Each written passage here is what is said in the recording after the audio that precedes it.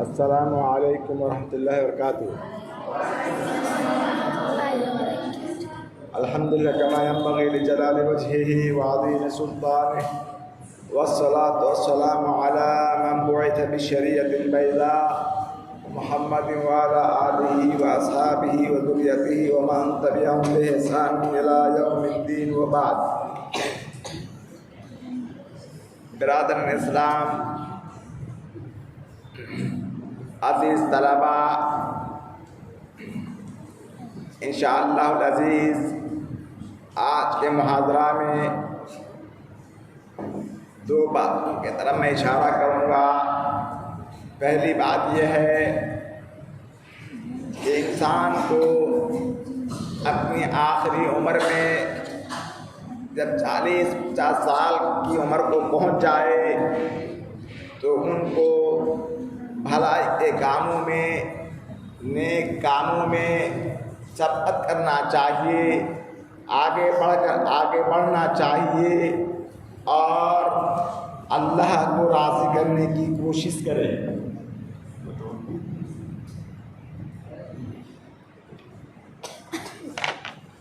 اللہ کو راضی کرنے کے لیے کوشش کرے اور اپنی زندگی میں نیک کام کے لیے تگودو رہے.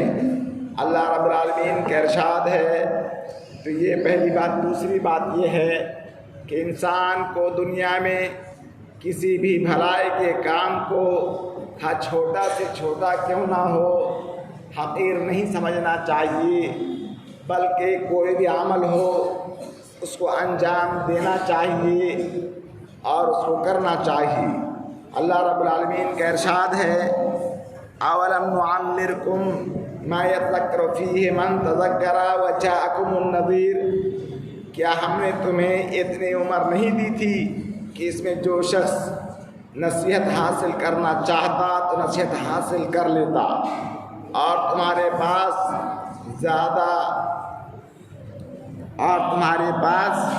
یاد دہانی کے لیے ڈرانے والا بھی آیا تھا.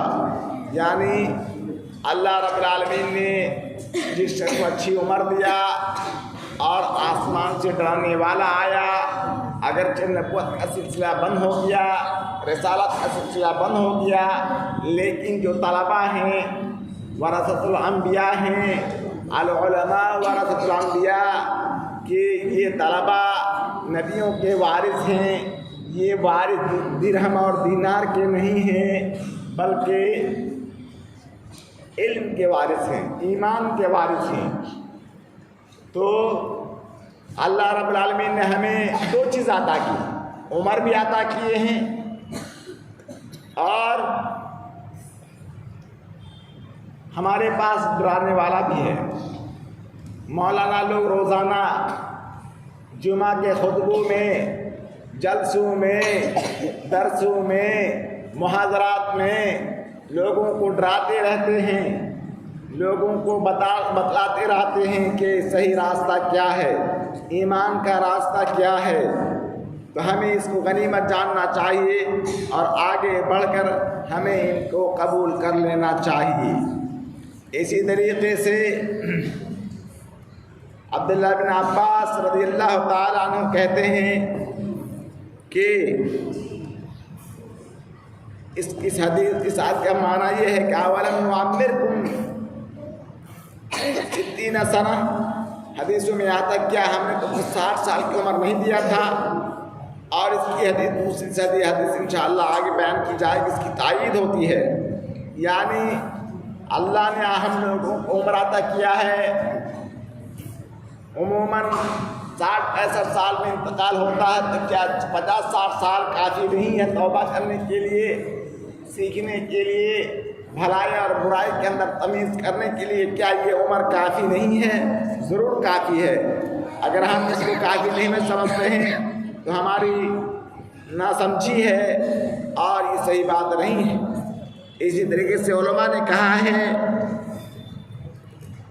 کہ اللہ رب العالمین جس کو عمر دے دیے، 50-60 سال زندہ رہ گئے اور اس کے بعد ڈرانے والا بھی آیا، نبیوں کا سلسلہ اگرچہ ختم ہو چکا لیکن علماء کا سلسلہ، طلباء کا سلسلہ آپ یہاں حفظ کر رہے ہیں، 1-2 سال کے بعد جب وہاں جائیں گے، وہاں مولانا بنیں گے، شیخ بنیں گے، تو وہاں سے نکل کر آپ گاؤں دیہات میں جائیں گے، سماج ٹولہ پڑوس میں جائیں گے، خطبہ دیں گے، تو ہم محاضرہ دیں گے، درس دیں گے، تو پھر لوگوں کے اندر کوئی بھی حجت باقی نہیں رہے گی کہ اللہ ہمارے پاس کوئی آیا ہی نہیں تھا، بلکہ ہر گاؤں میں، ہر محلہ میں، ہر علاقہ میں، ہر مسجد ہے، علماء خطبہ دیتے رہتے ہیں، تقریر کرتے رہتے ہیں اور نصیحت کرتے رہتے ہیں، لیکن ہمارے اندر کمی خامی ہے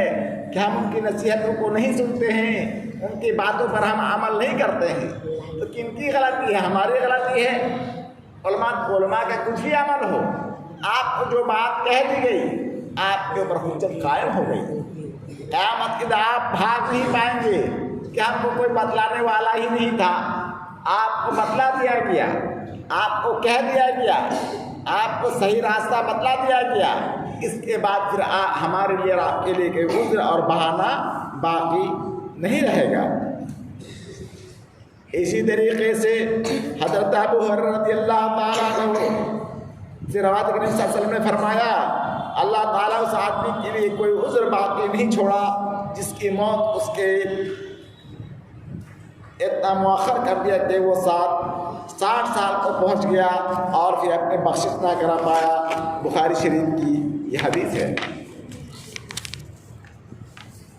اسی طرح سے علماء نے کہا اس کا معنی یہ ہے کہ اس کے کوئی لمبی مدت پایا، ڈرانے والا بھی آیا، اس توبہ نہیں کیا، نیک اعمال میں زیادتی نہیں کیا، تو ان کی غلطی ہے۔ اس عائشہ رضی اللہ تعالیٰ عنہ سے حدیث ہے، انہوں نے کہا ما صلی رسول صلاة بعد ان نزلت علیہ اذا جاء رسول اللہ والفتح الا یقول فیہا سبحانک ربنا وبحمدک اللہم اغفر لی۔ حضرت عائشہ رضی اللہ تعالیٰ عنہ کہتے ہیں اللہ کے رسول پر جب یہ آیت نازل ہوئی، یہ سورت نازل ہوئی، اذا جاء نصر اللہ والفتح ورأيت الناس يدخلون في دين الله افواجا فسبح بحمد ربك واستغفر انه كان توابا، یہ سورہ نصر جب نازل ہوئی تو اللہ کے رسول سمجھ گئے کہ اب میری موت قریب آ گئی ہے، لوگ فوج در فوج اسلام میں داخل ہو رہے ہیں اور فوج در فوج داخل ہو رہے ہیں۔ اس طریقے سے پھر اللہ کے رسول ہمیشہ اپنے دعاؤں میں اور اپنے مختلف اوقات میں یہ دعا کر اللہ مغفر لی، اللہ مغفر لی، یا اللہ تو مجھے معاف کر دے، اللہ تو ہم کو معاف کر دے۔ اللہ کے رسول کا کوئی گناہ نہیں تھا، اب معصوم تھے، معصوم الخطا تھے، لیکن کیا آپ اپنے شک کو نہیں بنائیں گے؟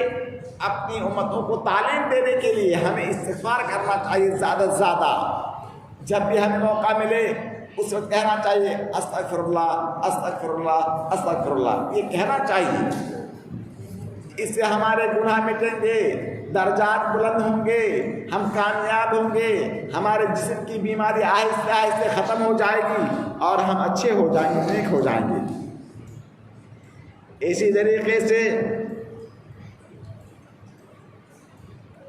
ایک روایت میں مسلم شریف کی ہے کہ اللہ کے رسول صلی اللہ علیہ وسلم بہت زیادہ کہتے تھے موت سے پہلے سبحانک اللہم وبحمدک استغفرک واتوب الیک، بہت زیادہ کہتے تھے۔ عائشہ رضی اللہ تعالیٰ عنہ کہتے، میں نے کہا یا رسول اللہ یہ کیا کلمات ہیں، میں آپ کو دیکھ رہا ہوں کہ آپ بہت زیادہ کہتے ہیں۔ کہہ رہا کہ جو پڑھے گا تو یہ جعلت لی علامۃ فی امتی اذا رأیتها قطبها، یہ ہماری امت جب یہ علامت دیکھ لیے کہ اذا جاء نصر اللہ الفتح، کیا اس سے مراد آپ کی موت قریب ہے؟ جب موت قریب ہونے لگی تو آپ کیا کرتے تھے؟ زیادہ زیادہ کھاتے پیتے تھے، بہت زیادہ سونے لگے؟ نہیں، استغفار کرنے لگے، اللہ سے توبہ کرنے لگے، اللہ ہمارے گناہوں کو تو معاف کر دے، ہمارے غلطیوں لغزشوں کو اللہ تو معاف کر دے، بشری تقاضے کے مطابق جو ہم سے گناہ سرزد ہوئی ہیں اللہ تو معاف کر دے۔ اس طریقے سے احادیث میں موجود ہے۔ اسی طریقے سے عائشہ رضی اللہ عنہ سے روایت ہے اذا جاء نصر اللہ کے نزول کے بعد رسول اللہ صلی اللہ علیہ وسلم اپنے ہر نماز میں یہ ضرور چاہتے تھے، یہ ضرور پڑھتے تھے، سبحانک ربنا وبحمدک اللہم اغفر لی، اللہ تو پاک ہے، تو لائق تعریف ہے، تو ہمارے گناہوں کو چھپا کر معاف کر دے، ظاہر نہ کر کے ہم رسوا ہو جائیں گے، اور تو اس کو معاف کر دے۔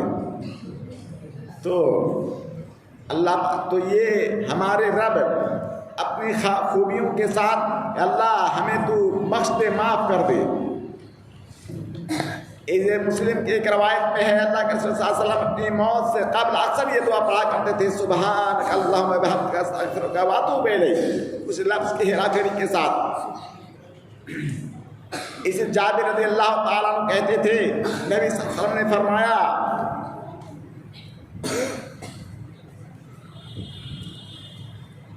ایبعث کل عبد علی ما مات علیہ۔ جابر کہتے ہیں کہ نبی صلی اللہ علیہ وسلم فرمایا کہ اللہ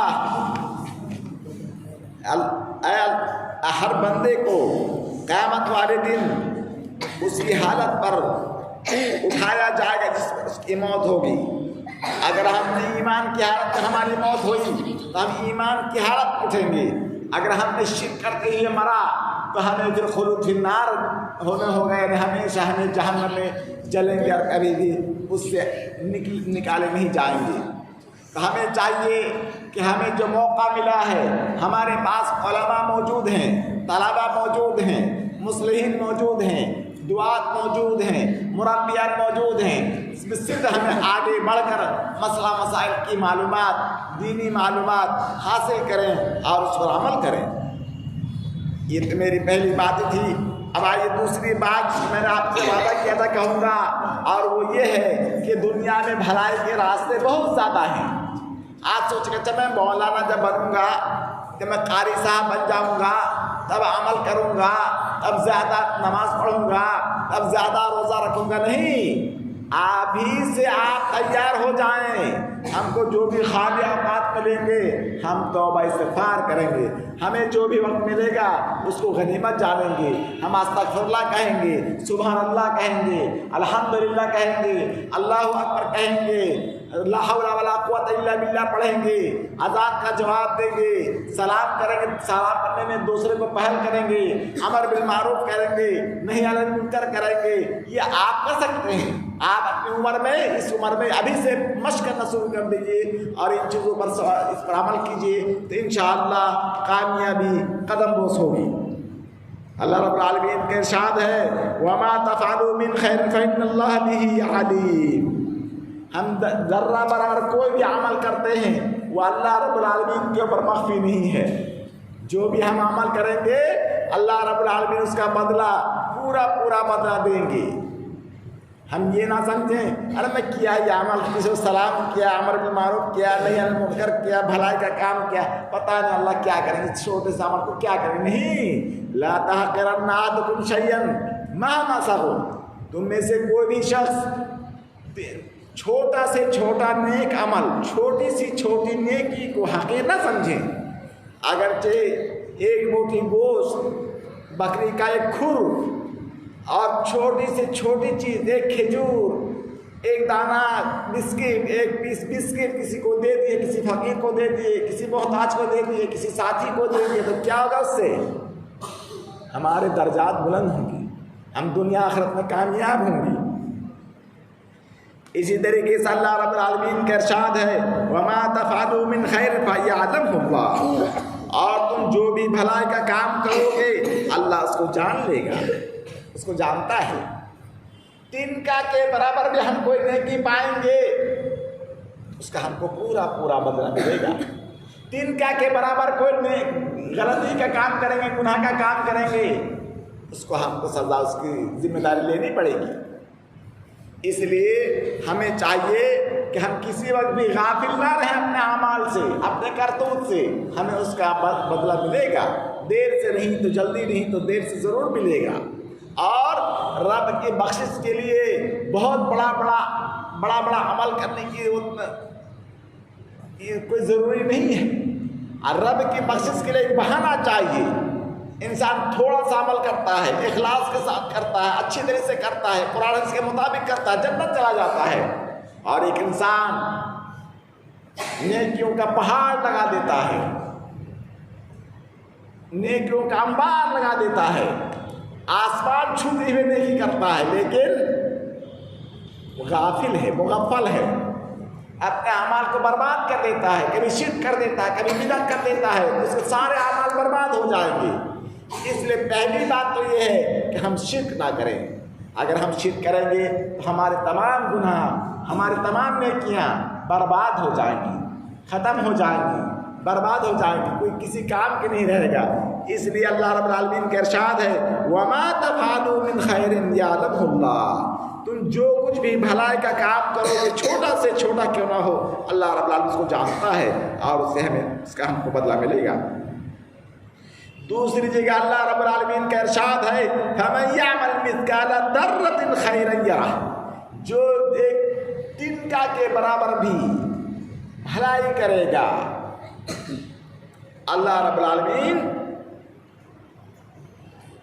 اس کا بدلہ دے گا اور اس کو دیکھ لے گا، اور وہ اپنے نام اعمال میں قیامت کے دن پالے گا کہ تم فلاں عمل کو کیے تھے، تم بھول گئے، تم چھوٹا سمجھتے تھے، وہ بہت بڑا عمل ہے، اس کے تمہاری نجات ہوگی، اس کی وجہ سے تم جنت چلے جاؤ گے۔ اس لیے ہم یہ نہ سمجھا ابھی چھوٹے ہیں تو ابھی ہم تو حفظ کر رہے ہیں، ابھی تو ہم طالب علم ہیں، ابھی تو ہم پڑھ رہے ہیں، نہیں، تنکا کے برابر جو بھی ہم عمل کریں گے، چھوٹا سے چھوٹا، ایک بسکٹ، ایک چاکلیٹ، ایک پیس کھجور کسی کو دے دیے، صدقہ کر دے کسی فقیر کو، اپنے محتاج بھائی کو دے دیے، تو اسی کے بدلے میں ہو سکتا ہے کہ آپ جنت چلے جائیں گے، اسی کی دعا سے ہو سکتا ہے آپ بڑے عالم بن جائیں گے، اسی کی دعا سے آپ بڑے حافظ بن جائیں گے، اسی کی نیک دعا سے آپ قاری صاحب بن جائیں گے۔ اس لیے ہم ابھی سے نیکیوں کی حفاظت کریں اور نیکیوں کو اپنی دولت سمجھیں کہ ہم نے کسی کو سلام، کس کا جواب ملا، سمجھ لینا چاہیے کہ یہ ہماری نیکی میں یہ بینک بیلنس ہوا، آپ کا جو آخرت کے بینک ہے اس میں وہ جمع ہو گیا، آپ اس کو ضائع نہ کیجیے، اس کی حفاظت کیجیے۔ چھوٹے ہی سے نیکی کرتے کرتے کرتے ہمارے انبار لگ جائیں گے اور ہم جنت چلے جائیں گے اور دنیا آخرت میں کامیاب ہو جائیں گے۔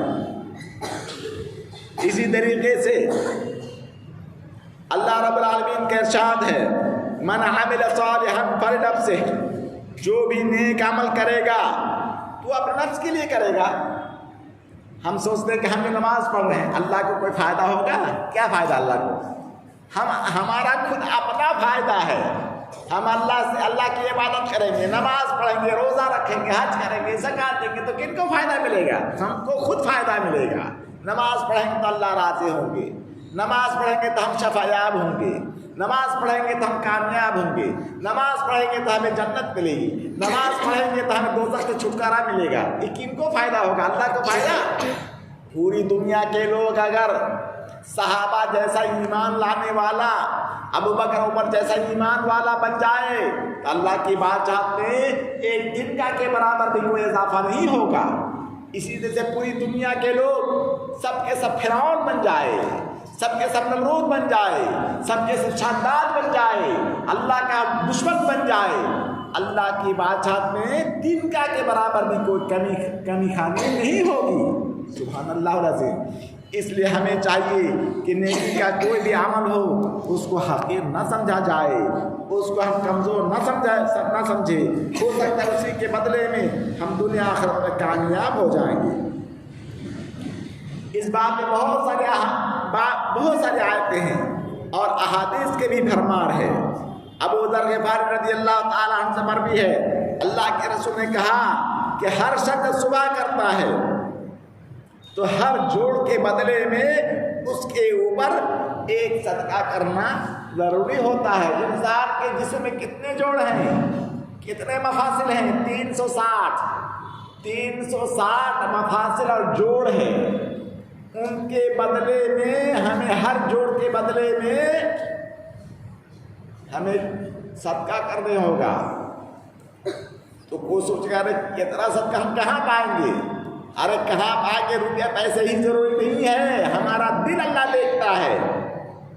ہم نے کوئی نیکی کا کام کر دیا، صدقہ ہو گیا، کسی کی رہنمائی کر دی، صدقہ ہو گیا، کسی کو السلام علیکم کہہ دیا، صدقہ ہو گیا، امر بالمعروف کر دیا، صدقہ ہو گیا، کسی سے برائی سے روک دیے، صدقہ ہو گیا۔ اور اگر کوئی شخص 50 کی کم سے کم 2 رکعت نماز پڑھ لیا تو ان کے سارے مفاسد کی طرف سے صدقہ کرنا کافی ہے۔ اسی طریقے سے اگر کوئی شخص تسبیح و تحمید و تحلیل سبحان اللہ الحمدللہ لا الہ پڑھ لیا 100 مرتبہ، اسی طرح سے تمام جوڑوں کی طرف سے صدقہ ہو جائے گا۔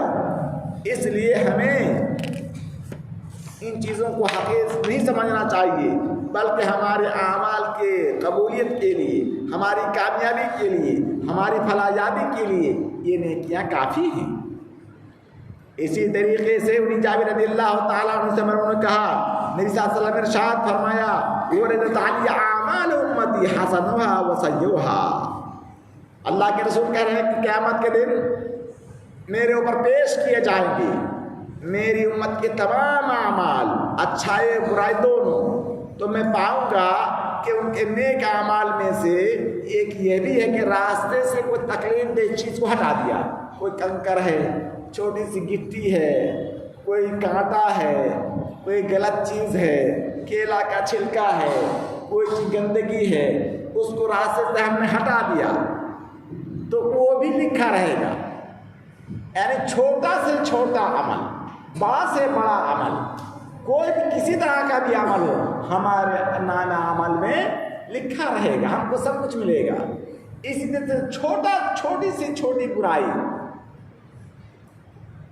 نامہ عمل میں لکھا رہے گا۔ البتہ زیادہ نیکی کرنے سے ہمارے جو سغائر ہیں، چھوٹے چھوٹے گناہ ہیں، وہ لاشعوری طور پر مٹ جائیں گے، لیکن جو بڑا بڑا گناہ ہے، شرک ہے، تو اس کے لیے شرک ہے توبہ ضروری ہے، توبہ کے بغیر شرک کا گناہ معاف نہیں ہوگا۔ اسی طرح سے گناہ کبیرہ، بڑا گناہ، تقریباً 70-80 بڑا گناہ ہے، ان چیزوں کو کرنے سے ہمارے اعمال برباد ہو جائیں گے، ہماری نیکیاں ختم ہو جائیں گی، ہماری برائیاں زیادہ ہو جائیں گی، ہمیں جہنم جانے کا سبب بھی بن سکتا ہے، نعوذ باللہ من ذالک۔ اسی طریقے سے حدیثوں میں آتا ہے کہ وہ نیٹا برے اعمال میں، مسجد میں مثلا تھوکا، کوئی نیٹا پھینکا، تو وہ بھی ہمارے برے اعمال میں شمار ہوگا۔ اسی طریقے سے کچھ لوگوں نے کہا یا رسول اللہ ذهب على الدثور بالرجور الكثيرہ، مالدار لوگ بہت زیادہ نیکی کر رہے ہیں، ہم نماز پڑھتے ہیں، وہ لوگ بھی نماز پڑھتے ہیں، ہم فقراء نماز روزہ رکھتے ہیں، مالدار بھی روزہ رکھتے ہیں، لیکن مالدار کے پاس پیسہ ہے، وہ لوگ زکوٰۃ دیتے ہیں، خیرات کرتے ہیں، زکوٰۃ دیتے ہیں۔ تو آپ نے کہا کہ سنو، وہ جس طرح عمل کرتے تم بھی عمل کرتے ہو، ٹھیک ہے، تو تم ہر تسبیح پڑھتے رہو، اللہ اکبر کہتے رہو، الحمدللہ کہتے رہو، لا الہ کہتے رہو، امر بالمعروف کرتے رہو، نہی عن المنکر کرتے رہو، تو یہ ہمارے نیک اعمال مالداروں سے بھی بڑھ جائیں گے، مالداروں سے بھی بڑھ جائیں گے۔ اور اگر وہ لوگ بھی اس کو کرنے لگے تو ذالک فضل اللہ یؤتیہ من یشاء، یہ اللہ کا فضل ہے، جس کو چاہے دے دے۔ اگر کوئی ایک فقیر سے فقیر آدمی دنیا کے ارب پتی خرب پتی سے بھی بڑھ سکتا نیک اعمال کے ذریعے سے، سبحان اللہ العظیم۔ اللہ نے ایسے راستے بتلا دیے ہیں کہ ہم فقیر لوگ بھی مالداروں سے، کروڑ پتیوں سے، ارب پتی اور خرب پتی سے بھی بڑھ سکتے ہیں، نیکیوں میں، بھلائیوں میں، اچھے کاموں میں بڑھ سکتے ہیں۔ ہم نماز کے بعد جو دعا پڑھتے ہیں، مثال کے طور پر ایک دعا لے لیجئے، سبحان اللہ بحمدہ و بعدد خلقہ و رضا نفسہ و زنت عرشہ و مدد کلماتہ، سبحان اللہ العظیم۔ یہ دعا دنیا کی تمام دولت، پوری دنیا کی ساری دولت، اس سے ہزاروں دنیا اگر مل جائے تب اس دعا کے برابر نہیں ہے۔ ہم چھوٹے چھوٹے عمل کے ذریعے سے خراب پتی ارب پتی سے بھی ہم بڑھ سکتے ہیں، تو کیوں ہم اس پر عمل نہ کریں؟ اس پر اگر ہم تھوڑی سی محنت کر لیں، یہ چند 50-60 سالہ زندگی میں اگر ہم نیکی کو کر لیں، اچھے نیک عمل کر لیں، تو ہم کامیاب ہو جائیں گے دنیا آخرت دونوں میں۔ اسی طریقے سے انہیں جابر رضی اللہ تعالیٰ عنہ ابو ذر غفاری رضی اللہ تعالیٰ عنہ سے مروی ہے، اللہ کے رسول نے کہا لا تحقرن من المعروف شیئا ولو ان تلقى اخاك بوجه طلیق۔ ابو ذر غفاری رضی اللہ کہتے کہ یا کالا لنبی اللہ کے رسول نے فرمایا لا تحقرن من المعروف شیئا، چھوٹی سے چھوٹی چیز کو بھی حقیر نہ سمجھنا۔ اگرچہ تم اپنے بھائی سے ملاقات کرو، السلام علیکم، کیسے ہیں آپ، خیریت سے ہیں، ہنس کر ملے، ٹھنڈا پیشانی کے ساتھ ملے، یہ بھی صدقہ ہے۔